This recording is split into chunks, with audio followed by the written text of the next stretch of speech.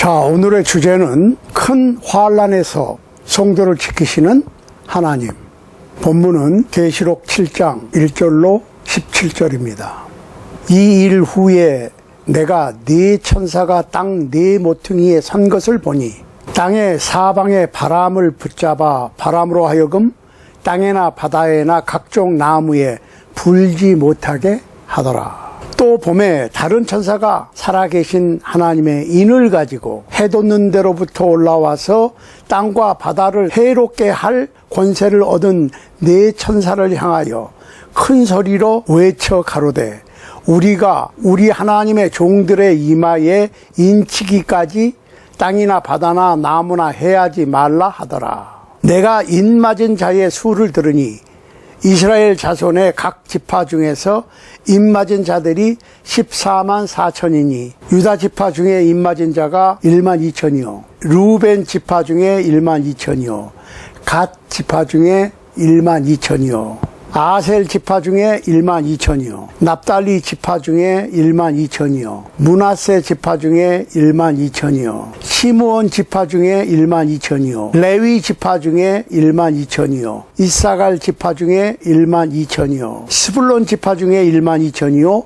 요셉 지파 중에 1만 2천이요 베냐민 지파 중에 입맞은 자가 1만 2천이라. 2일 후에 내가 보니 각 나라와 족속과 백성과 방언에서 아무라도 능히 셀 수 없는 큰 무리가 흰옷을 입고 손에 종려가지를 들고 보좌 앞과 어린 양 앞에 서니 큰 소리로 외쳐 가로되 구원하심이 보좌에 앉으신 우리 하나님과 어린 양에게 있도다 하니 모든 천사가 보좌와 장로들과 네 생물의 주위에 섰다가 보좌 앞에 엎드려 얼굴을 대고 하나님께 경배하여 가로되 아멘. 찬송과 영광과 지혜와 감사와 존귀와 능력과 힘이 우리 하나님께 세세토록 있을지로다. 아멘 하더라. 장로 중에 하나가 응답하여 내게 이르되 이 흰옷 입은 자들이 누구며 또 어디서 왔느냐. 내가 가로되 여기서 나는 요한입니다. 사도 요한. 내가 가로되 내 주여 당신이 알리이다 하니 그가 나더러 이르되 이는 큰 환난에서 나오는 자들인데 어린 양의 피에 그 옷을 씻어 희게 하였느니라. 그러므로 그들이 하나님의 보좌 앞에 있고 또 그의 성전에서 밤낮 하나님을 섬기매 보좌에 앉으신 이가 그들 위에 장막을 치시리니 저희가 다시는 줄이지도 아니하며 목마르지도 아니하고 해나 아무 뜨거운 기운에 상하지 아니할지니 이는 보좌 가운데 계신 어린 양이 저희의 목자가 되사 생명수 샘으로 인도하시고 하나님께서 저희 눈에서 모든 눈물을 씻어 주실 것이미로라. 17절까지 읽었습니다. 자, 우리 지난 시간에는 주님께서 6번째 인을 떼니까 큰 지진이 일어나고 해와 달이 빛을 잃고 하늘이 종이축이 말리듯이 말려 떠나가고 별들이 궤도에서 이탈하여 땅 위로 떨어지는 천체에 큰 변화가 오므로 하나님의 심판이 임박했음을 알고 불신자들이 벌벌 떨며 심판대 앞에 서느니 차라리 산이나 바위가 자기들 위에 떨어져 산이나 바위 밑에 깔려 죽기를 바라는 모습을 보았습니다. 진노의 큰 날이 이르렀으니 누가 능히 하나님 앞에 서겠느냐라는 질문으로 6장이 끝났지요. 오늘 계시록 7장에서 이 질문의 답이 될 수 있는 이 대환란의 날에 살아남은 자들을 보게 됩니다. 자연재해나 천체의 변동으로 세계 인구 4분의 1이 죽게 되는 6째 인까지의 재앙만으로도 충분히 참혹한 참상이었는데 그거는 재앙의 맛보기에 불과한 것이고 본 재앙은 8장에 상세히 기록되어 있습니다. 이렇게 끔찍한 대환란을 하나하나 소개하시는 하나님께서 그런 대환란 가운데서도 그리스도인들을 철저히 보호하심으로 영적으로 살아남게 될 것이라고 약속을 하시면서 그 큰 환란을 이겨낼 수 있도록 위로와 격려를 주시는 것이 바로 계시록 7장입니다. 그러니까 계시록 7장을 요약하면 이러한 환난 날에도 살아남은 자들을 소개하는데 첫 번째로 이스라엘의 12지파 중에 14만 4천. 오늘 7장입니다. 자, 이스라엘의 12지파 중에 14만 4천. 이방 나라들로부터 셀 수 없는 무리들.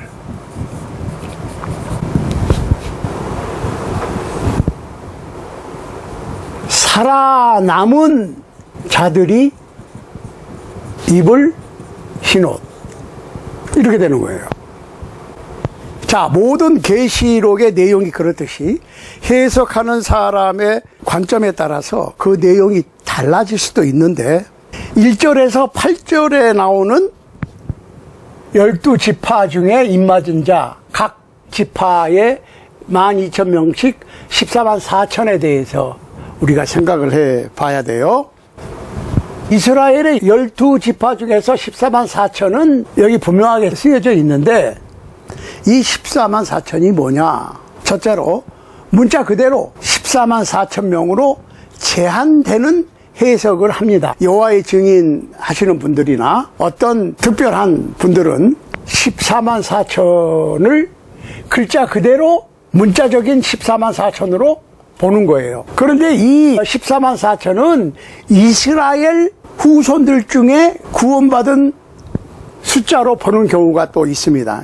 이거는 이스라엘 후손들 중에 14만 4천이라는 거야. 세 번째로 이 12지파 중에 14만 4천이라고 하는 의미를 영적인 이스라엘, 그러니까 유태인이건 혈통적으로 아브라함과 이삭과 야곱의 후손 12지파건 이방인이건 상관없이 주님을 믿는 구원받은 숫자로 보기도 합니다. 또 어떤 분들은 14만 4천은 복음을 전하는 지도자급이고 9절부터 14절에 나오는 셀 수 없는 큰 무리들은 그냥 구원받은 그리스도인들로 보기도 합니다. 14만 4천 명은 대환란에서 전도되어서 환란에서 건져진 영혼들이고 9절로 14절 사이에 나오는 셀 수 없는 무리들은 환란 전에 구원받은 분들이라고 보기도 합니다. 그러니까 이 셀 수 없는 많은 무리들은 입맞았다는 얘기가 없다는 거예요. 이 대환란 중에 구원받은 사람들을 입맞은 자라고 본다 그 말이죠. 그러니까 어떻게 누구한테 배웠느냐에 따라서 이 14만 4천을 이해할 수 있는데, 그런데 문제는 다른 의견들이 많더라도 한 가지 확실한 것은 하나님의 독생자 예수 그리스도의 십자가의 보혈을 믿는 자들은 이게 14만 4천이 이스라엘 족속에서 입맞은 자든 영적으로 이스라엘 족속에서 입맞은 자든 상관없이 구원된 자, 흰옷을 입은 자, 살아남은 자, 생명의 면류관을 받은 자들이라고 하는 사실은 변함이 없죠. 그걸 아셔야 돼. 복음이죠, 이게 복음. 예수 그리스도께서 하나님의 독생자, 하나님의 어린 양 예수 그리스도께서 이 세상에 오셔서 십자가에 못 박혀 살찌키고 피 흘리시고 죽으시고 장사되셨다고 부활하셔서 승천하셨다고 하는, 그래서 하늘의 제단에 피를 뿌려 인류의 모든 죄사함을 위해서 속죄제를 올리셨다고 하는 그 사실을 믿는 크리스찬들은 14만 4천을 이렇게 보든 저렇게 보든 상관없이 구원된 흰옷 입은 자들이라고 하는 사실을 우리가 생각하지 않을 수가 없습니다. 그러니까 아무리 입맞은 자가 이게 맞다 저게 맞다 주장을 한다고 해도 학자들마다 목사님들마다 또 성경을 읽는 분들이 어떻게 어디에 중점을 두고 어느 관점에서 봤느냐에 따라서 의견의 차이가 있을 수 있지만, 그렇지만 분명한 것은 예수 그리스도의 십자가의 은혜의 복음을 믿지 아니하고 입맞은 무리에, 셀 수 없는 무리에, 구원받은 무리에, 흰옷을 입는 무리에, 즉 영생을 얻는 무리에 들어갈 수는 없다는 얘기죠. 이 모든 해석 방법의 근본은 복음과 복음에 순종하는 겁니다. 그걸 아셔야 돼. 그러니까 우리가 성경을 대할 때, 특히 계시록을 대할 때 아이디어가 몇 가지 있을 수 있어요. 이거를 영적으로 해석할 수도 있고 아니면은 문자적으로 보시는 분들도 있어요. 그렇지만 중요한 것은 뭐예요? 그리스도인이 되는 게 중요하지. 그걸 아셔야 돼. 그러니까 제가 가끔 말씀드리지만은 서든 캘리포니아 남가주 지역에 이민자들이 많이 살고 있는데 적어도 108개의 다른 나라에서 이민을 와서 살고 있습니다. 108개. 그런데 문제는 어느 나라에서 이민을 왔느냐, 어떻게 생겼느냐, 영어 이전에 사용하던 언어가 어느 언어냐, 그 다음에 피부 색깔이 무슨 색깔이냐, 어떤 음식을 먹느냐, 정치 성향이 어떠냐 많이 따져요. 그렇지만 중요한 건 뭡니까? 미국 시민권자냐, 영주권자냐, 불체자냐. 그러면은 이것저것 문화, 풍습, 음식 이런 거를 따지기 전에 가장 베이직이 뭐예요? 시민권자냐 아니냐. 한국도 마찬가지죠. 한국도 미국 못지않게 많은 다른 나라에서 사람들이 와서 살고 있다고 들었습니다. 저는 못 봤어요. 왜냐하면은 1985년 4월 이후에는 제가 나가본 적이 없어요. 한국을. 그렇지만은 한국을 자주 왔다 갔다 하는 분들의 얘기를 들을 것 같으면 한국도 미국 못지않게 동남아 아니면은 뭐 러시아 연방, 아시아 대륙, 뭐 심지어는 유럽, 또 남미에서 많은 분들이 와서 함께 살아가고 있다고 들었습니다. 자, 그런데 중요한 건 뭐예요? 한국말을 잘하느냐 못하느냐, 한국 음식을 잘하느냐 못하느냐, 그게 우선이 아니고 한국 시민권자냐 아니냐가 중요하죠. 마찬가지야. 계시록을 공부하는 많은 분들, 이게 맞다 저게 맞다 하는 분들 있죠. 그러니까 제가 요새 보니까 제 양반은 아주 그 계시록 해석하는데 위험해 그래. 왜? 자기하고 생각하는 게 틀리다는 거지. 자기가 배운 게 틀리다는 거야. 그러니까 나하고 틀리면 무조건 저주를 하더구만요. 보니까 목사님들끼리, 유튜버들끼리 성경을 나하고 달리 보면 무조건 저주를 하더라고. 근데 중요한 것은 성경을 달리 볼 수 있어요. 왜? 신앙은 자유니까. 자, 기독교 신앙을 가질 수도 있고 안 가질 수도 있고, 로마 카톨릭을 선택할 수도 있고, 개신교 프로테스탄트를 프라디스턴트라고 그럽니다. 미국에서. 미국식 발음은 선택할 수도 있고, 그 안에서도 수많은 교파들이 있어요. 뭐 장로교, 감리교, 루터교, 성결교 선택할 수 있어. 그런데 서로 비방을 한다고 그러면 그 비방하는 게 문제야. 그렇죠? 그러면 누가 바른 신앙을 갖고 있느냐, 누가 진실로 복음에 순종한 주님께서 원하시는 방법으로 천국 시민권을 획득한 사람이냐는 누가 판별합니까? 제가 한번 해보시라고. 그러니까 미국 시민권자가 되려면 시민권자 시험을 쳐야 되잖아요. 시험을 치기 전에 어플라이를 해야 됩니다. 그러면은 미국 시민권이 되기 위해서 이러이러한 자격을 갖춘 사람이 신청을 할 수가 있어. 신청할 자격이 안 되면 안 되죠. 그럼 신청을 해서 시험관이 그 서류를 검사해서 뭐 인터뷰도 하고 해서 시민권자의 자격이 있다 없다를 판별하는 건 누가 하냐고. 시험관이 하는 거야. 시험 보러 간 나와 다른 동료들이 아무리 우겨도 소용없다니까요. 그러니까 우리가 천국 시민이 돼야 되잖아요. 그러면 혹시 내가 교회에, 주님의 나라에 시민권자냐, 영주권자냐, 불체자냐, 아무리 내가 좋은 시민으로 행세를 해도 서류를 안 갖추면 불법 체류자예요.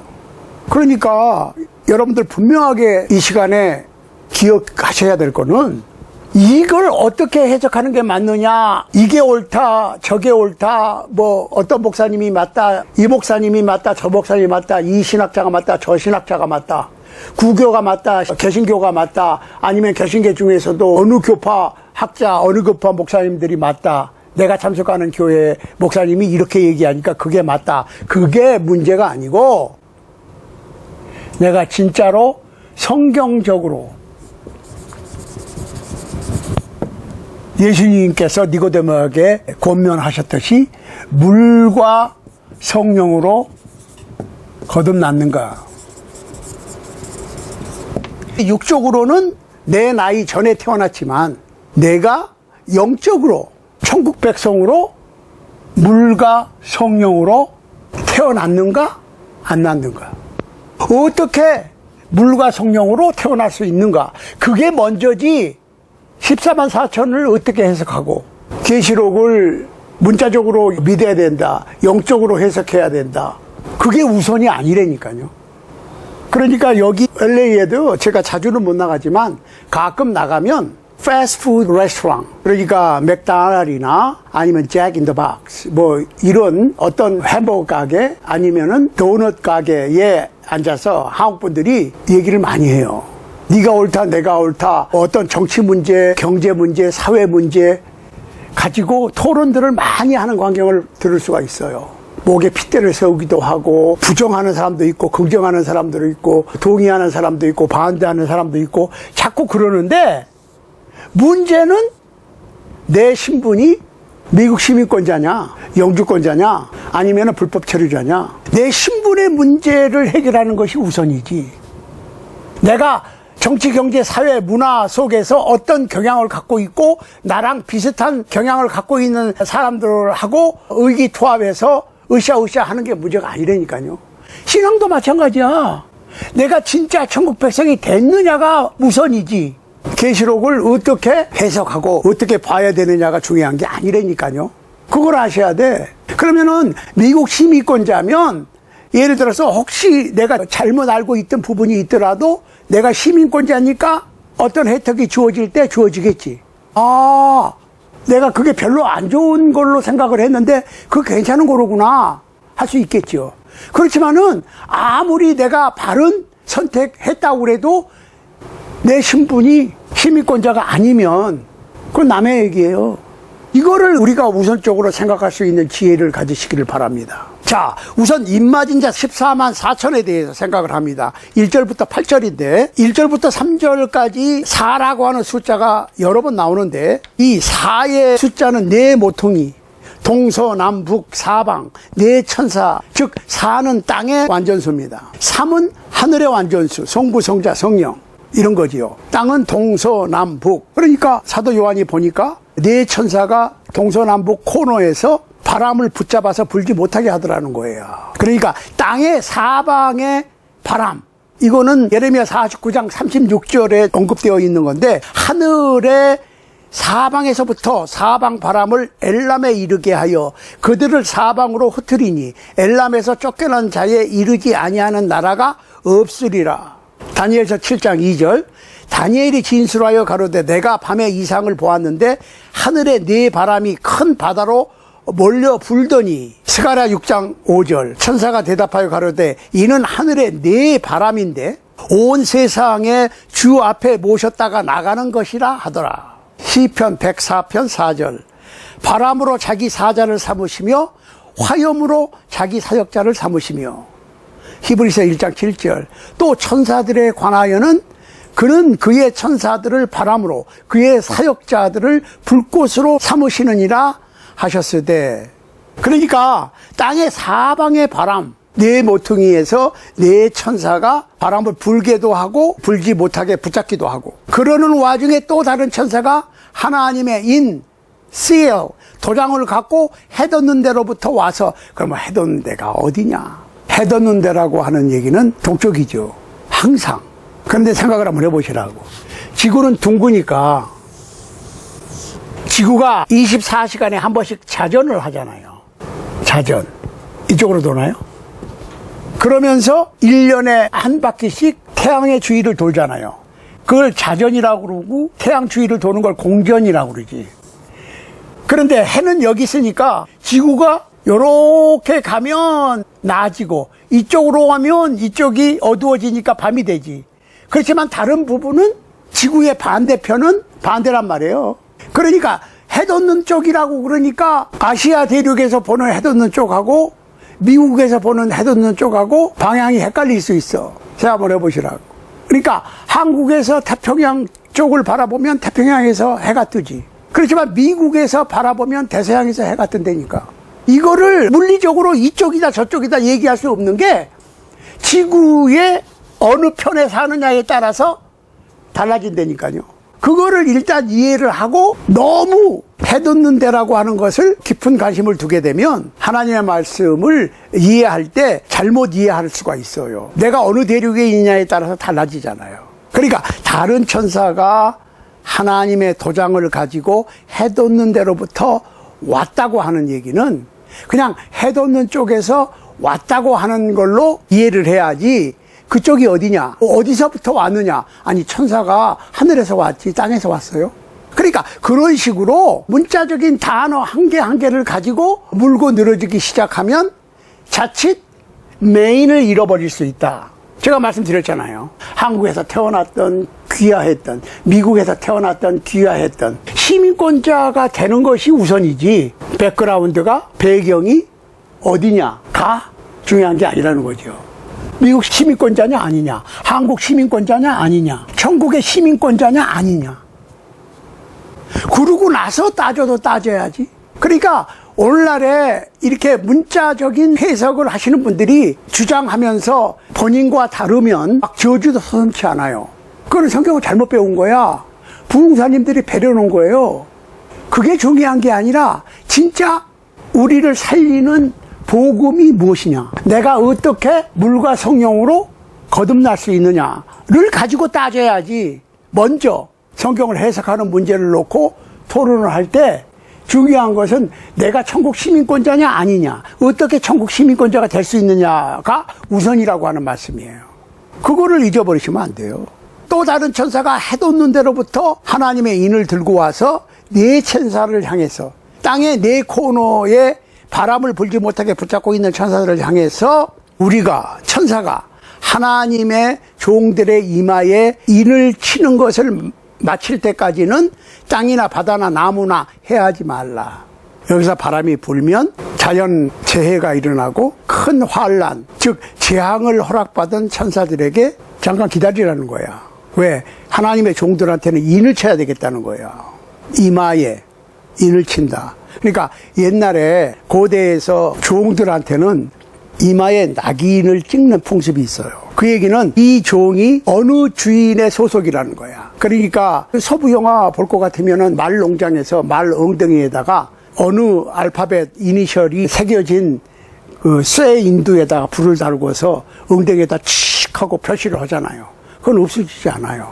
예를 들어서 미국도 리 씨가 있는데 L 하고 말 엉덩이에다가 도장을 찍으면 이거는 리 패밀리 농장의 말이라는 거지. 그거는 지울 수가 없어요. 지워도 표시가 나지. 그러니까 소유를 확실하게 하는 거야. 하나님께서는 그 종들의 앞니마에 인을 치신다. 에스겔서 9장 4절 보세요. 이르시되 너는 예루살렘 성읍 중에 순행하여 그 가운데 행하는 모든 가증한 일로 인하여 탄식하며 우는 자의 이마에 펴하라. 모든 가증한 일을 슬퍼하고 우는 사람들의 이마에 표시하라. 잘 보시자고. 정치적으로 하나님의 뜻에 맞지 아니하는 행정적인 정치적인 이슈를 만들어서 하나님께서 원하시지 않는, 하나님께서 죄악시 여기는 일들을 행하는 정책에 관해서 슬퍼할 줄 알아야 돼. 그렇죠? 내가 그냥 뭐 교회 다닌다고 왔다 갔다 한다고 되는 게 아니고 정말로 삶 속에서 어느 나라의 정치가 과연 하나님의 뜻에 맞느냐 안 맞느냐, 하나님의 뜻에 맞지 아니하는 악행이라고 생각했을 때는 그것을 탄식하며 울 수 있어야 되는 거야. 그래야 하나님의 인을 받을 수 있는 자격이 되는 거예요. 계시록 13장 16절에 저가 모든 자 곧 작은 자나 큰 자나 부자나 빈궁한 자나 자유한 자나 종들로 그 오른손이나 이마에 표를 받게 하고 계시록 16장 2절에도 첫째가 가서 그 대접을 땅에 쏟음에 악하고 독한 헌대가 짐승의 표를 받은 사람들과 그 우상에게 경배하는 자들에게 나더라. 이 말씀을 보면 하나님께서 천사를 시켜서 하나님의 종들의 이마에 인을 치듯이 사탄도 짐승을 추종하는 자들에게 인을 쳐요. 그러니까 어떤 분들은 이거를 진짜 하나님께서 십자가 모양의, 그러니까 어떤 사람이 가슴에 십자가 인이 나타나고 얼굴에 볼에 나타나고 이마에 나타나고 보인다고 주장하는 분들도 있고, 근데 이게 인이 보이는 거나 안 보이는 거나, 보인다 안 보인다를 따지기에 앞서서 인이 무슨 뜻인가, 인을 친다는 게 무슨 뜻인가를 생각을 해야 돼요. 자, 그러니까 이 인이 보이는 인일 수도 있고 보이지 않는 인일 수도 있어요. 왜? 영적인 문제니까. 그렇지만 어떤 경우에 성령의 인 같은 표식이 나타났다, 뭐 그럴 수 있죠. 그러나 그분이 정말 복음에 순종했느냐, 물과 성령으로 거듭났느냐가 우선이지, 성령의 인치심 같은 어떤 신비한 표식이 어디에 신체 일부에 나타났느냐 안 났느냐, 그거는 나타날 수도 있고 안 나타날 수도 있다는 말씀을 드리는 거예요. 그러니까 인치심을 받았다, 인을 치신다, 그 얘기는 도장을 찍는다 그 얘기고, 한국식으로 얘기하면, 영어로 얘기하면 사인한다는 얘기가 되겠죠. 그 얘기는 그 사인의 주인이 어떠리, 권한이 있고, 그 권한이 있는 분이 인을 쳤다, 사인을 했다, 도장을 찍었다는 얘기는 보증한다, 보호한다, 그 사인한 분의, 도장 주인의 소유다. 즉 하나님의 인치심을 받았다는 얘기는 그 사람이 하나님의 소유다. 그러니까 하나님께서 보호하신다, 하나님께서 보증하신다. 뭐를? 영생을. 그러니까 4절부터 8절까지 입맞은 자가 12지파 중에서 12,000명씩 다 해서 14만 4천이라고 그랬는데, 이거를 우리가 물리적으로 이스라엘 족속들 중에서 구원받은 14만 4천, 그리고 그 다음에 나오는 셀 수 없는 무리는 이방 족속에서 구원받은 무리들, 이러고 나눌 수도 있지만은, 바울은 하나님의 교회가 참 이스라엘이고 육신적인 유대인이 참 유대인이 아니고 내면적 유대인이 참 유대인이라고 그랬어요. 로마서 2장 28절 보세요. 대저 표면적 유대인이 유대인이 아니요 표면적 육신의 할례가 할례가 아니라 오직 이면적 유대인이 유대인이며, 할례는 마음에 할지니 신령에 있고 의문에 있지 아니한 것이라. 그 칭찬이 사람에게서가 아니요 다만 하나님에게서니라. 그러니까 구약시대는 유대인과 이방인이 혈통적으로 갈렸는데, 이제 영적으로 속사람이 유대인인 게 참 유대인이지, 속사람이 복음에 순종한 물과 성령으로 태어나서 용서받은, 영생을 받은, 천국 시민권을 딴 사람이 참 유대인이지, 육신적으로 혈통적으로 태어난 유대인이 유대인이 아니라고 얘기를 했거든요. 야고보는 그리스도인들 전체를 12지파라고 그랬어요. 야고보서 1장 1절 보세요. 하나님과 주 예수 그리스도의 종 야고보는 흩어져 있는 12지파에게 문안하노라. 여기서 흩어져 있는 12지파를 꼭 유대 중에 12지파만 얘기하는 것이 아니라 흩어져 있는 모든 그리스도인들을 뜻하는 겁니다. 베드로전서 1장 1절, 예수 그리스도의 사도 베드로는 본도, 갈라디아, 갑바도기아, 아시아와 비두니아에 흩어진 나그네 곧 하나님 아버지의 미리 아심을 따라 성령의 거룩하게 하심으로 순종함과 예수 그리스도의 핏부림을 얻기 위하여 택하심을 입은 자들에게 편지하노니 은혜와 평강이 너희에게 더욱 많을지어다. 여기서 꼭 혈통적으로 유대인과 혈통적으로 이방인을 구분한 건 아니에요. 복음에 순종한 거룩한 하나님의 백성들을 얘기하는 겁니다. 베드로전서 2장 9절 보세요. 오직 너희는 택하신 족속이요 왕같은 제사장들이요 거룩한 나라요 그의 소유된 백성이니 이는 너희를 어두운 데서 불러내어 그의 기이한 빛에 들어가게 하신 자의 아름다운 덕을 선전하게 하려 하심이라. 너희가 택하신 족속이라고 하는 얘기는 크리스천을 얘기하는 거예요. 복음에 순종한 사람들을 얘기하는 거야. 거기에는 제가 항상 주장하는 언어, 색깔, 음식, 문화적 배경하고는 상관없어. 이 땅에는 오직 한 인종만 산다니까요. 인간, 휴먼. 그런데 이 세상에는 오직 두 종류의 사람들만 있다고. 한 인종인데 두 종류. 크리스천, 난 크리스천. 그러니까 이스라엘의 각 지파를 이스라엘 혈통으로 안 보면 영적 이스라엘, 그 얘기는 곧 모든 그리스도인, 마찬가지로 14만 4천도 꼭 14만 4천이라는 얘기보다는 모든 그리스도인들, 모든 하나의 백성들을 가리키는 것이지 꼭 14만 4천이라고 문자적으로 보면은 성경을 오해하는 것이다. 마찬가지로 우리가 지나간 시간에도 말씀을 나눴지만은 7년 대환란이라고 그래서 7을 문자적인 7년으로 생각을 하는 것은 굉장히 헷갈리게 하는 것이다.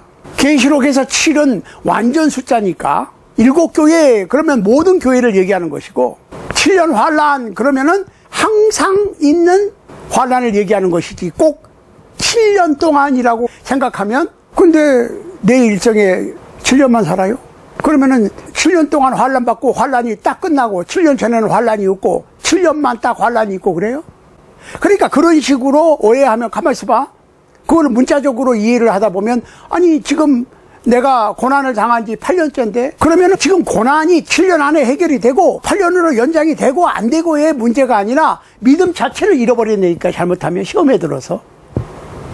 그러니까 이스라엘 백성을 따질 때 영적으로 생각을 해야 된다는 얘기고 누구든지 예수 그리스도를 믿고 영접하고 물과 성령으로 거듭난 사람은 14만 4천 명에 들어가는 거예요. 14만 4천이라는 게 꼭 숫자적으로 14만 4천이 아니라 많은 입맞은 자들을 뜻하는 거라고 생각하면 14만 4천이라고 하는 말은 표현하는 방법이고 그 안에 제한이 없다는 얘기지.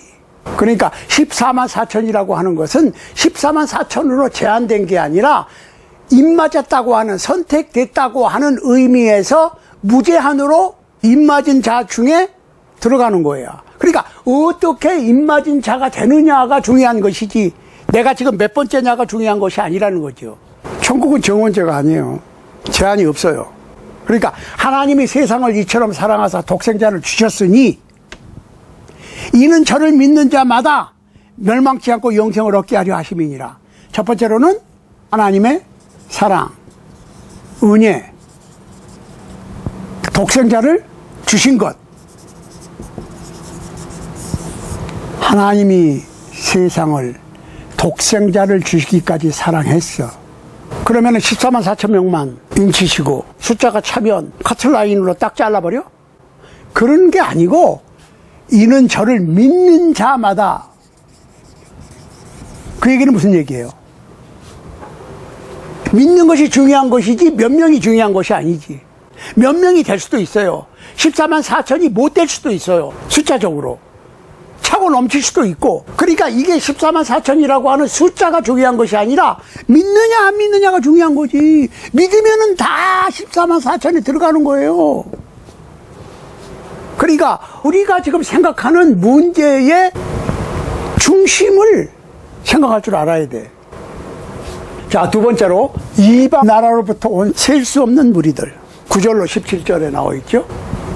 사도행전에서 베드로는 유대인을 위한 사도로, 바울은 이방인을 위한 사도로 나타납니다. 로마서를 보면 이방인과 이스라엘의 구원에 대해서 많은 기록이 있는데 이스라엘과 이방을 비교해 가면서 하나님의 뜻은 육적 이스라엘뿐만 아니라 영적 이스라엘인 이방인도 함께 구원하시는 것을 언급하고 있는데 이런 맥락에서 볼 때 1절에서 8절은 육적 이스라엘의 구원에 관한 언급이고 9절로부터 14절은 영적 이스라엘 곧 이방인 크리스찬들의 구원으로 볼 수 있습니다. 여기서 셀 수 없는 큰 무리가 흰옷을 입고 종려나무 가지를 들고 보좌와 어린 양 앞에 서서 큰 소리로 구원은 하나님과 어린 양의 손에 달려있다라고 외치는 거예요. 14절을 보니까 이 흰옷을 입은 자는 환란에서 환란을 통과하고 환란을 이겨낸 사람들인데 어린 양의 피에 그 옷을 씻어 회개한 자들이라고 말하고 있습니다. 그러니까 흰옷을 입은 자들은 환란에서 나오는 자들이야. 그런데 환란 전에 뭐 희고를 해버리고 환란에 참여하는 자는 뭐 진실한 성도들은 없는 상태에서 환란에 나왔다고 그러면 말이 안 되잖아요. 환란에 나오는 자들이고 어린 양의 피에 그 옷을 씻은 자들이고 종려나무 가지를 들고 구원하심이 보좌에 앉으신 우리 하나님과 어린 양에 있도다라고 외치는 거예요. 그러니까 그 얘기는 무슨 얘기야? 우리가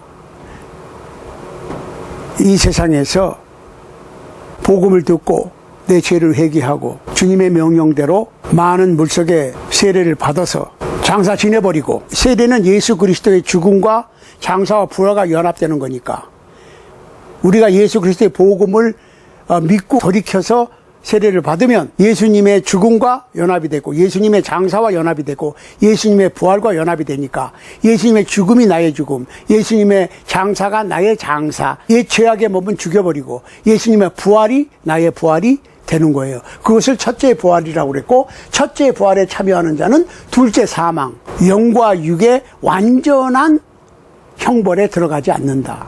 자, 그런데 15절로 17절에 보면 흰옷 입은 자들에 대한 축복이 나와 있습니다. 첫 번째로 흰옷 입은 자들은 하나님의 보좌 앞에 섰습니다. 두 번째로 하나님의 보좌 앞에 서서 하나님을 섬깁니다.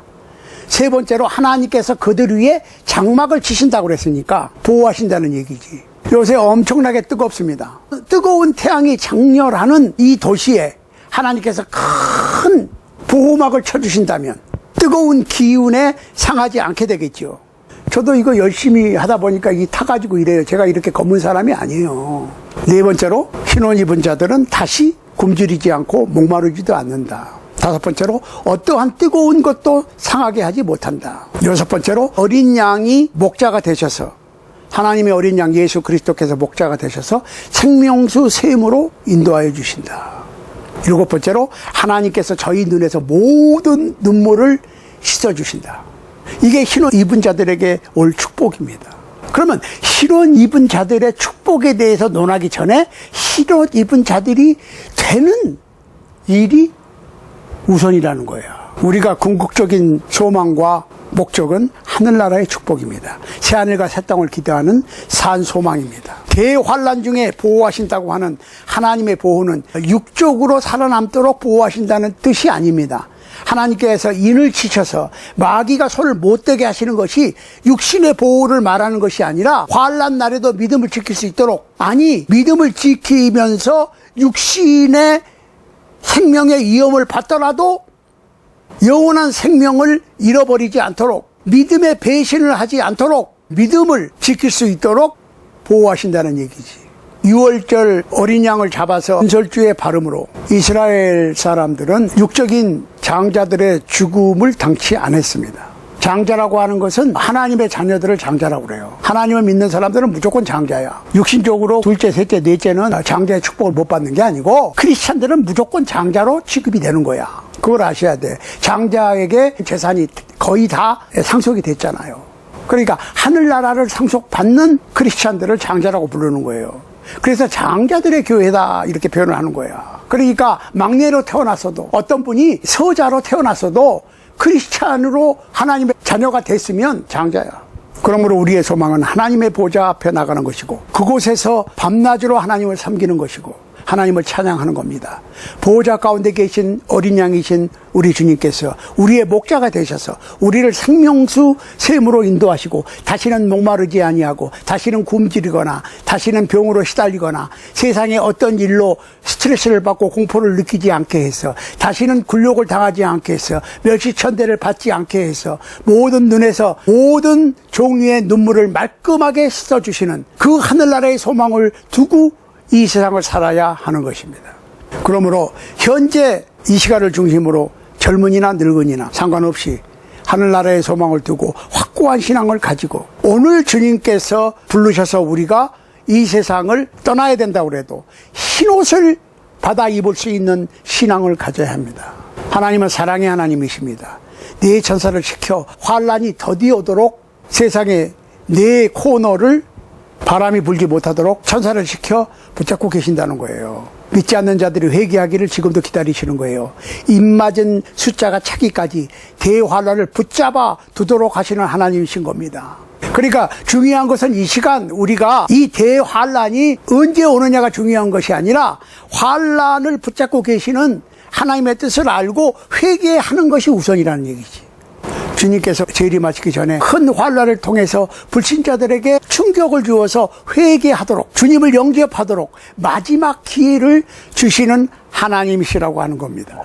그러니까 이 세상의 모든 죄인들이 14만 4천에 들 수 있도록, 셀 수 없는 그 흰옷 입은 자들의 수에 들어갈 수 있도록 기회를 주시고 계신다는 겁니다. 그러므로 우리는 우리의 정성을 다해서 주님의 말씀을 이해하고 주님의 뜻대로 살아야 합니다. 주님을 잘 섬겨야 합니다. 부유한 자는 청지기 의식을 갖고 가난해도 비참하다고 생각하지 말아야 할 것이며, 하늘나라의 소망을 두고 주님을 영접할 준비를 갖추라는 겁니다. 우리가 하늘나라에서 하나님을 섬기게 될 터인데, 이 세상에서, 이 땅에서 하나님의 충성된 종으로 하나님을 섬기는 훈련을 잘해야 되는 거예요. 우리가 우리의 힘, 우리의 능력, 우리의 시간, 우리의 물질, 우리의 정성, 우리가 가지고 있는 재능, 이 모든 것을 성경 말씀의 연구와 말씀 전파에 쓰여질 수 있기를 기대합니다. 다시는 굶주림도 없고 목마름도 없고 병드는 것도 없고 외로움도 짓눌림도 눈물도 없고 속이는 일도 속는 일도 없고 억울한 일도 없는 그곳, 하나님의 보좌가 있는 새 예루살렘에 우리 모두 다 입성하게 되기를 우리 주님 예수 그리스도 이름으로 간절히 축원합니다. 자, 우리 다음 시간에는 성령의 인치심에 대해서 자세하게 알아보는 시간을 갖도록 하겠습니다. 부디 영육간에 강건하시기를 우리 주님 예수 그리스도 이름으로 간절히 소원합니다. 아멘.